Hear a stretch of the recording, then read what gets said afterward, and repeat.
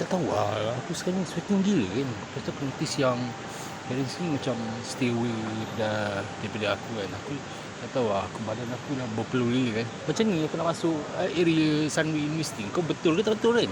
Kan? Itu yang aku bengang kan. Jadi aku drinks dekat area Sunway University tu. Ada cool drinks dekat dia dispenser kan. Tak tahu lah, tengok macam mana. Boleh sejuk ke? Badan aku berpeluh-peluh kan.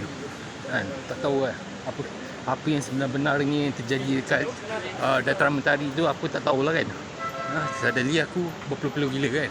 Kau tak nampak ni limau ni kan, couple ni kat bawah ni kan. Tak tahulah apa terjadi dengan dia orang ni. Kenapa dia orang pun lagi macam panas kan kat bawah kan. Tahulah aku kan.